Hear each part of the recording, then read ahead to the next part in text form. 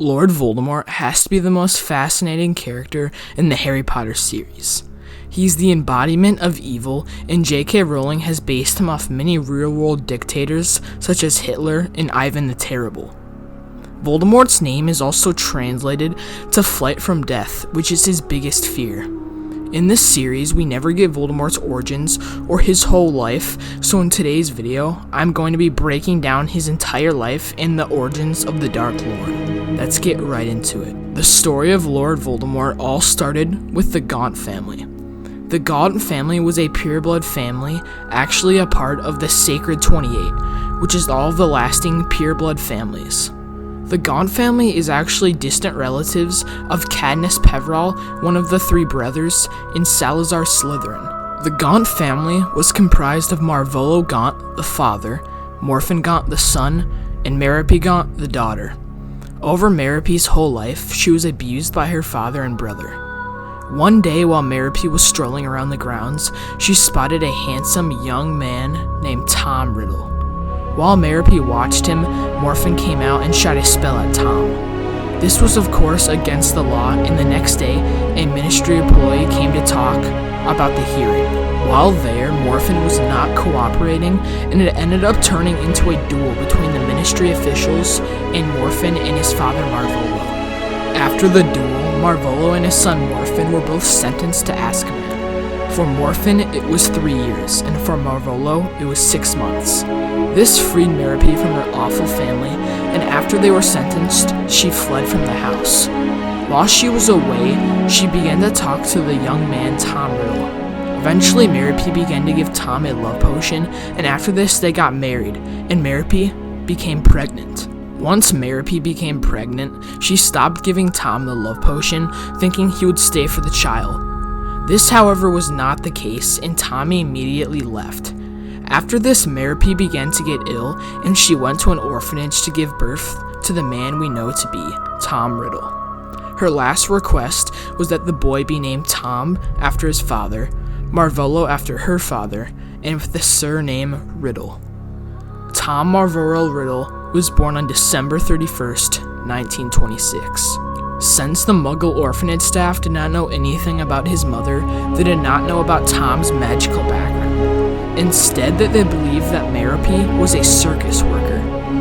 While Tom was a kid, he hardly cried, and the other kids were terrified of him. Tom showed some special abilities when he was a kid, such as he could move objects with his mind and cause them to float whenever he wished.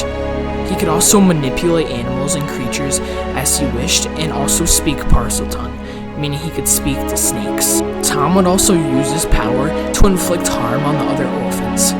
After getting into a fight with a fellow orphan, Billy Stubbs, he used his powers to hang the boy's rabbit from the rafters. On one occasion, he took 2 other orphans, Dennis Bishop and Emmy Benson, into a cave, where he performed an act so horrifying that the 2 orphans were traumatized into silence. Tom would also collect trophies, which is interesting because he does this in his older years with his Horcruxes. One day while Tom was at the orphanage, a strange man came to visit him, which we know to be Dumbledore. This was very surprising to Tom because he rarely got visitors. While there, Dumbledore explained to Tom that he was a wizard. At first, Tom did not believe him and thought that he was just another psychiatrist, until Dumbledore showed him magic. While they talked, Tom explained that he was a Parseltongue, and asked Dumbledore if that was normal for wizards, which Dumbledore replied by saying nothing. Dumbledore then explained to Tom that stealing was not tolerated at Hogwarts, and that if he were to go, he must be good and not break the rules. Tom agreed to this, and after that summer, Tom began his journey at Hogwarts. While Tom was at Hogwarts, he was sorted into Slytherin, and quickly made friends that would eventually turn into Voldemort's first Death Eaters. When I say friends, I mean servants, because Voldemort did not like anyone, and he only used people for his own bidding. During Tom's schooling, he became obsessed with his heritage, and began searching for it constantly. He focused solely on the identity of his father, thinking him to be the magical parent, as he felt his mother could not have been a witch if she had died. He searched for his father's name in the school trophy room, in the records of Hogwarts prefects, and in the records of wizarding history, but found nothing to suggest that his father had even attended Hogwarts. He was eventually forced to accept that his father was a Muggle parent and that his mother was the magical one. It was around this time that Riddle gave himself the name Lord Voldemort. Using his middle name Marvolo, which was taken from his grandfather, Tom discovered his mother's heritage and the Gaunt's bloodline connection with Salazar Slytherin. Once Riddle learned of this, it was not long before he discovered the existence of the Chamber of Secrets under Hogwarts during his 5th year. He tamed the Basilisk and opened the Chamber of Secrets. While the chamber was open, it caused chaos around the school and actually killed Moaning Myrtle to make his first Horcrux in the diary. After this, Hogwarts was going to close, but Tom ended up framing Hagrid and the school stayed open. In Voldemort's 6th year of Hogwarts, he decided to travel to Little Hangington to learn more about his heritage. While there, he met his uncle Morphin Gaunt, and due to Tom looking so much like his father, Morphin attacked him. Riddle then stunned Morphin and took his wand, went over to the Riddle house, and using his uncle's wand, murdered his father, grandfather, and grandmother with the killing curse. After that, it was a closed case, and Morphin went back to Azkaban. Tom then took the Gaunt family's ring from Morphin, and later on would use it to make his second Horcrux. Tom learned the knowledge of the Horcruxes in the restricted section and later confirmed his knowledge with the potions professor Horace Slughorn. After graduating Hogwarts, Voldemort applied for the Hogwarts job but got denied due to his age, so he instead decided to work at Borgin & Burke's. Shortly after getting the job at Borgin & Burke's, Voldemort traveled to Albania and killed a peasant to create his third Horcrux with Ravenclaw's diadem. While working at Borgin & Burke's, Riddle befriended Hepzibah Smith, a wealthy but elderly descendant of Helga Hufflepuff. Hepzibah showed Tom many artifacts, including Slytherin's locket and Hufflepuff's cup.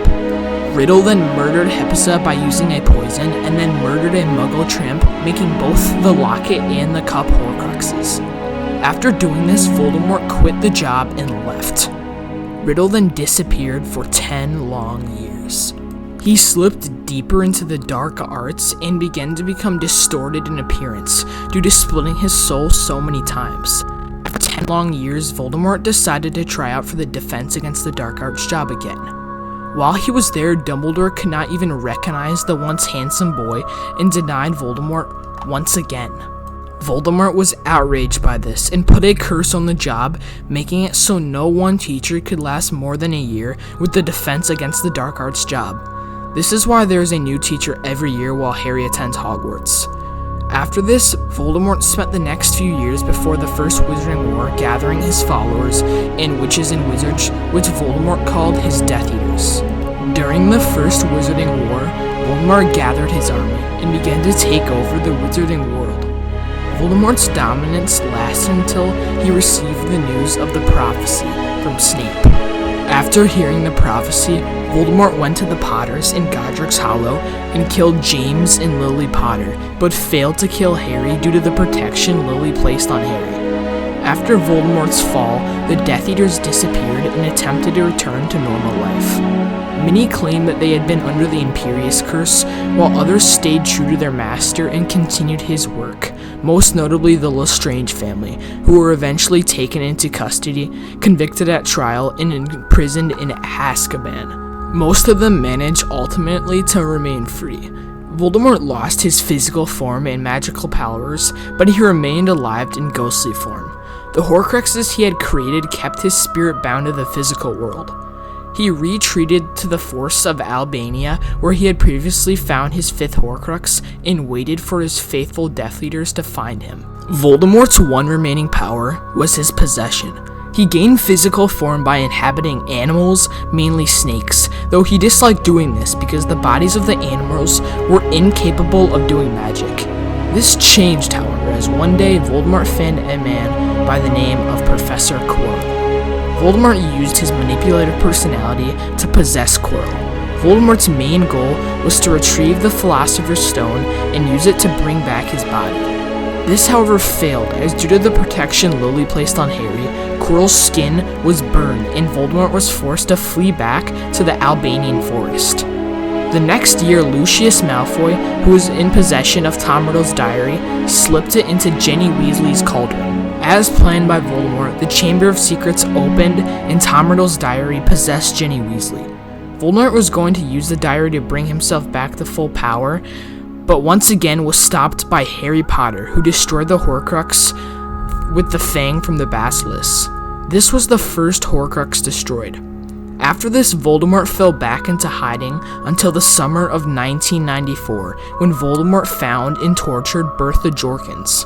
Voldemort found out that the Triwizard Tournament was happening that year and devised a plan to bring himself back to full strength. This plan involved Barty Crouch Jr., the man everyone thought was dead, to disguise himself as Mad-Eye Moody and bring Harry to the graveyard where Voldemort would return to full strength.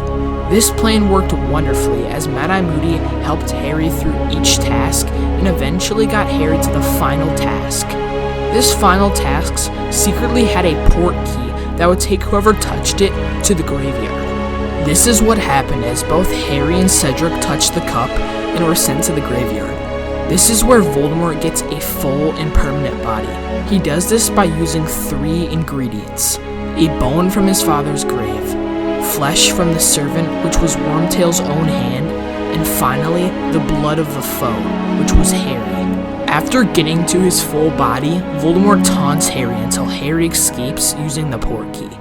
After this, Harry informs the Ministry that the Dark Lord has returned, but no one believes him.